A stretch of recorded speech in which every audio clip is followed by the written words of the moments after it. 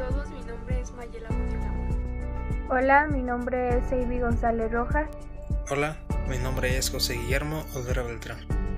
Mi nombre es Marlene Cerrato Bautista. Hola, mi nombre es Erika Janet Tobar Mejía. El Estado soberano. Un Estado soberano, según la legislación internacional, es una entidad jurídica representada por un gobierno centralizado que tiene soberanía sobre una determinada área geográfica.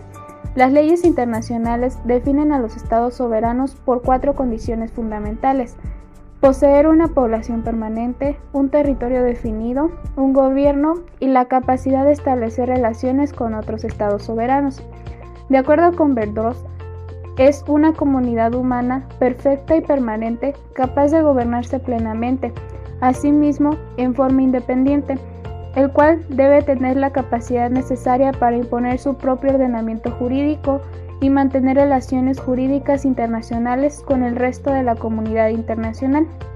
Cuando la soberanía se refiere al derecho internacional, confiere a los estados un poder independiente, que no admite subordinación a ningún otro poder, pero que es compartido por muchos entes iguales, todos los cuales disponen del atributo de la soberanía en el campo internacional. Coexisten muchos soberanos, los cuales, al tener que relacionarse, crean un sistema jurídico de coordinación desarrollado a partir de las ideas de compromisos mutuos y obligación de cumplirlos de buena fe. La soberanía es una categoría histórica que surge a través de las luchas de los estados para afirmar su existencia, y así como se adquiere y se conserva, también puede perderse. Es impredecible la existencia de un marco jurídico normativo que regule las relaciones entre los sujetos soberanos, que los encuadre e impida que cualquiera de ellos pueda atentar contra la soberanía de los demás. Además, cabe mencionar que México es un estado soberano, el cual tiene establecido en su Carta Magna una serie de derechos humanos catalogados como garantías individuales, además de que es parte de las Naciones Unidas, las cuales tienen como fin la igualdad de los estados y la dignidad del hombre mediante la protección de derechos mínimos establecidos en la Declaración Universal de los Derechos Humanos y las declaraciones y convenciones subsecuentes. Elementos del Estado. Un Estado es la organización humana que abarca la totalidad de la población de un país, estructurada social, política y económicamente mediante un conjunto de instituciones independientes y soberanas que regulan la vida en sociedad. Es decir, equivale al conjunto de atribuciones y órganos públicos que constituyen al gobierno soberano. Elementos principales del Estado. Población. Ningún estado existe sin una población que lo integre, por grande o diminuta que sea o por diversa que ésta pueda resultar en materia cultural, racial o lingüística. De hecho, existen muchos estados plurinacionales, que son varias naciones organizadas en un mismo estado. Territorio. Todos los estados poseen un territorio y unas fronteras que delimitan su área de soberanía y ejercicio de ley de los estados vecinos. Dicho territorio es suyo para administrar, ceder, proteger o explotar económicamente de la manera que mejor le parezca, siempre y cuando no ponga un jaque los términos vecinos. Gobierno. Todo estado debe contar con instituciones firmes y duraderas para gestionar la vida en sociedad, así como con autoridades para regirlas y métodos soberanos para decidir quién ejercerá dicha autoridad en su territorio. Por eso, ejercerá la política y la administración del Estado por un tiempo definido en base a las reglas jurídicas, culturales y políticas de la población. Soberanía. Ningún Estado existe si otro toma por él sus decisiones, así que todo el Estado requiere de autonomía y de fuerza para ejercer y definir sus decisiones. Coerción. También conocida como un monopolio del uso de la violencia, el Estado moderno debe garantizar el cumplimiento de la ley mediante capacidad de someter a través de fuerza o aquel grupo o individuo que atente contra las leyes básicas de funcionamiento de la nación. Población. La población es el conjunto de personas o animales de la misma especie que se encuentran en un momento y lugar determinado. Es decir, aunque la palabra población sea usualmente más usada para hacer alusión a una comunidad humana, también puede aplicar a otros aspectos. Cabe señalar que puede hablarse de poblaciones de países, localidades o a cualquier delimitación geográfica con autonomía política. Así, conocer la población de una ciudad es importante, por ejemplo, para saber cuántas personas están habilitadas para emitir su voto. Cabe mencionar que la ciencia que estudia las poblaciones humanas se llama demografía, analizando cómo se distribuye y cómo evoluciona en el tiempo. Características de la población. Entre las características de una población destacan un colectivo que está en constante evolución. Sus individuos de mayor edad irán falleciendo, mientras que irán naciendo nuevos integrantes del grupo. Así, dependiendo de la tasa de natalidad y de mortalidad, la edad promedio de la población podría subir o bajar. Un individuo puede pertenecer a una población y a otra al mismo tiempo. Por ejemplo, quienes forman parte de la población de Lisboa también forman parte de la población portuguesa. Las poblaciones son estudiadas desde la estadística, a partir de la cual se busca hallar determinados indicadores como la media de la expectativa de vida. Territorio. Se le denomina territorio a un área incluyendo tierras, aguas y espacio aéreo, siempre con la posesión del Estado. Es la delimitación geográfica en la cual se encuentra asentada la población. Dentro de este concepto político, es componente esencial para la conformación de un Estado. Elemento físico del Estado. El territorio es un elemento de primer orden colocado al lado del elemento humano tratándose del Estado. Los hombres llamados a componer el Estado deben estar permanentemente establecidos en su suelo, el cual se le llama patria, que quiere decir tierra de los padres. El Estado, para realizar sus funciones, tiene necesidad de un territorio, es decir, de una porción determinada del suelo que le proporcione los medios necesarios para satisfacer la necesidad de su población. El Estado que pierde su territorio desaparece, pues ya no tiene espacio donde hacer valer su poder. Función del territorio. El territorio tiene dos funciones, como punto número 1 de colindancia, que es una función en virtud de que circunscribe las fronteras, los límites de la actividad estatal y también las actividades de los estados extranjeros dentro del territorio nacional. Como punto número 2 de establecimiento, que consiste en establecer el asiento físico de su población que la misma necesita y el espacio geográfico donde tiene vigor el orden jurídico. La naturaleza del derecho sobre su territorio. Es un derecho de dominio que tiene el Estado, que se manifiesta en la facultad de expropiación por causa de la utilidad pública. Continuamos con soberanía. A la soberanía se le conoce como la autoridad en la que reside el poder político.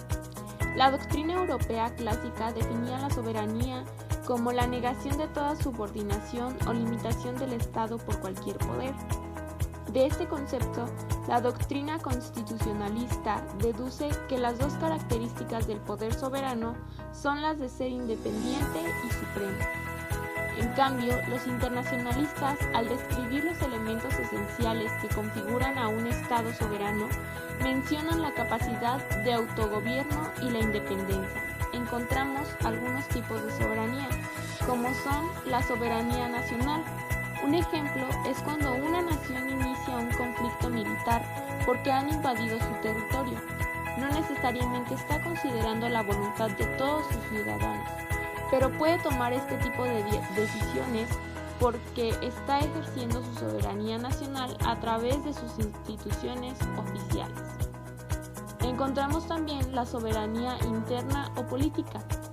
A su vez, se refleja en otros ámbitos que tienen que ver con el manejo interno de los recursos de un Estado, como podrían ser la soberanía alimentaria, soberanía económica o soberanía militar.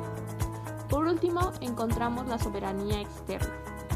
Un ejemplo es cuando una nación protege su territorio contra agresiones extranjeras. al defenderse, está haciendo uso de su soberanía para impedir que otra nación tenga injerencia en su territorio. Uniones de estados. Entendido como la reunión de los estados antes independientes o de los que acaban de obtener su independencia en forma de gobierno común para ambos con mayor o menor autonomía subsistente. Es un tipo de estado que se compone o se crea entre estados. Se puede llamar también unión política o unión legislativa.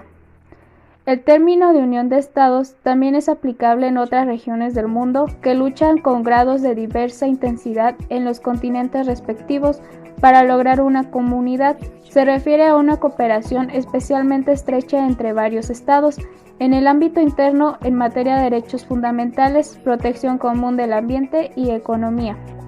En los ámbitos del derecho constitucional y del derecho internacional hay dos formas de uniones de estados, la unión personal y la unión real. Unión personal. La unión personal se presenta cuando dos estados que conservan su total independencia interior y exterior tienen un rey o gobierno común para ambos estados. Hay que tener en cuenta que lo único común es el rey. Es por eso que en estas uniones hay actos comunes para ambos países y que se necesita de la conformación de sus actos en ambos países.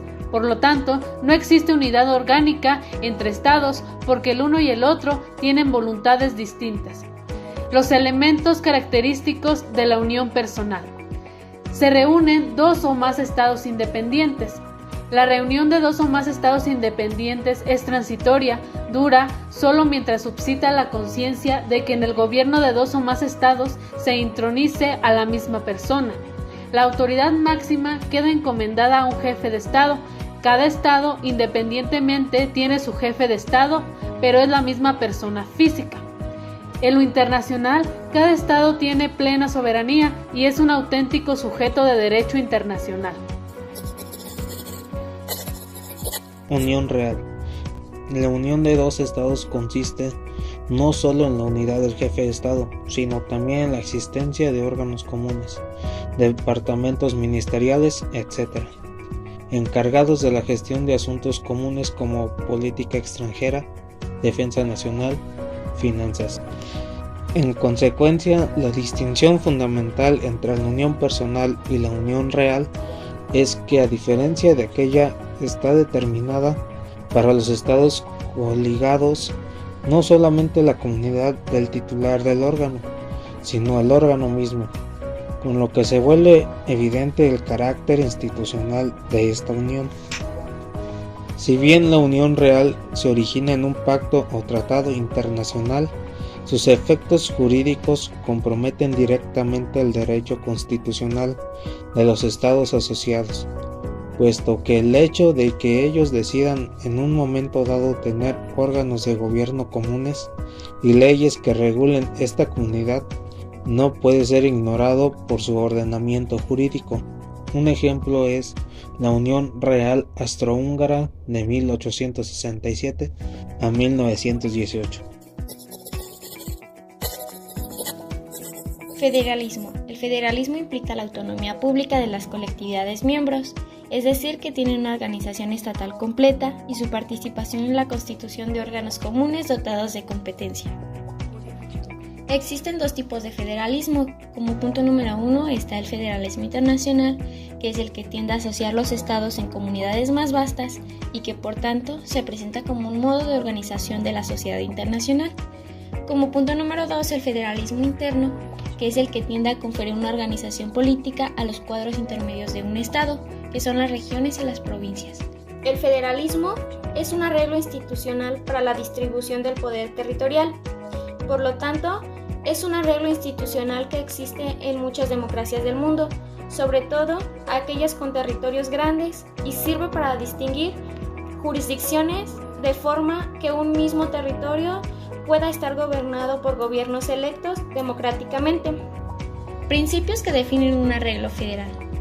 Como punto número 1, principio de autogobierno, que es cada una de las partes que componen una federación y tienen la posibilidad de escoger a sus gobernantes y darse sus propias leyes. Como punto número 2, las partes se reúnen en una sola federación.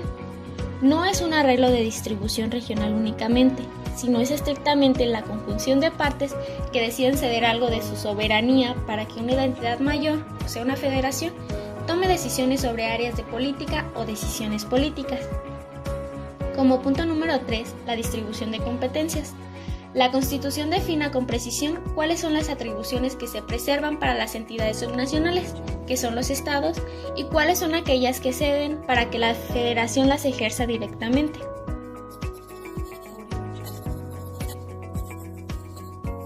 Ahora analizaremos la Confederación de Estados. La Confederación es una coalición orgánica, permanente y formal de estados que entraña un cierto esfuerzo de cohesión moral y unificación espiritual entre sus miembros. Por la naturaleza de su vínculo, ella ocupa un lugar intermedio entre las uniones reales de estados y los estados federales. Por lo general, el propósito de los estados que se coligan es el de protegerse del exterior y realizar en común ciertos fines de orden interno. Es decir, la Confederación se crea para alcanzar objetivos como económicos, de migración, de guerra, etc. Todos estos se unen por un bien común con leyes en común. Estado federal. Se llama estados federales o estados federativos aquellos países que se administran con regímenes federativos, como su nombre lo indica. Este tipo de países son muy comunes en el mundo contemporáneo, especialmente entre las naciones del llamado Primer Mundo. Esto nos permite que convivan dos clases de gobiernos, que son los gobiernos provinciales y que cada provincia se gobierna a sí misma, y el gobierno federal que abarca todo el territorio de la nación. Este sistema permite el control y cooperación entre ambos. Es por eso que el concepto jurídico varía en el tiempo y en el espacio, es decir, depende de tal contexto histórico y social y político para que se dé uno a otro sentido. Ejemplos de países federativos es la Federación Rusia, la Confederación Helvética en Suiza, la República Federativa del Brasil, la República Argentina, la República Alemana, la República de Austria, la República de la Unión de Weimar, antiguos Birmania, los Estados Unidos de América, la República de la India, los Estados Unidos mexicanos y por último, la Unión Europea.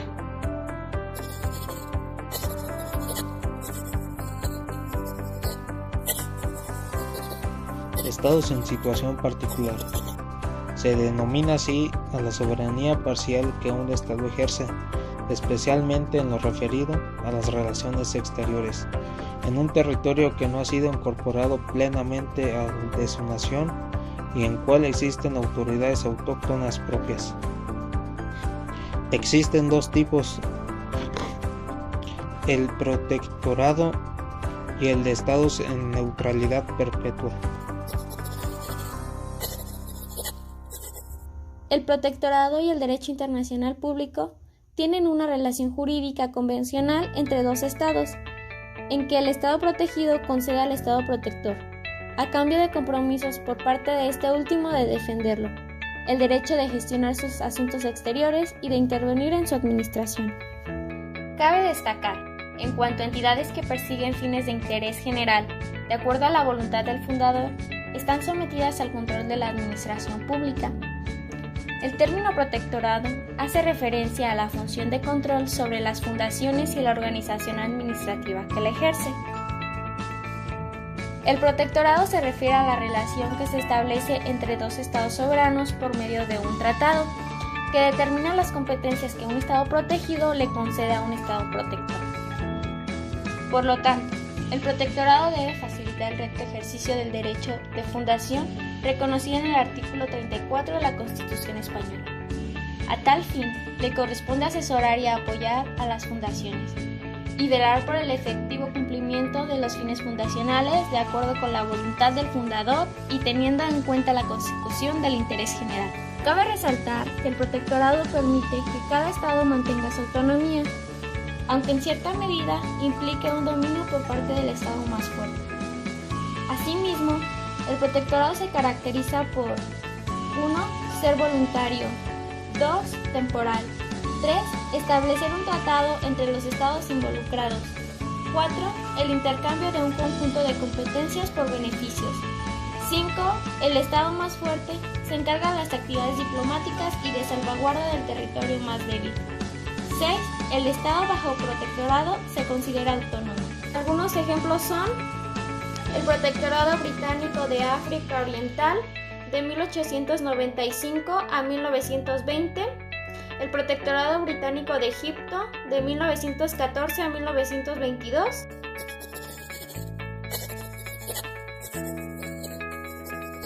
Por último, encontramos el estado en neutralidad perpetua. ¿Qué quiere decir esto? Que es el compromiso de carácter permanente que asume un estado de no participar en ningún conflicto armado. Suele acordarse por un tratado internacional, pero también puede asumirse unilateralmente.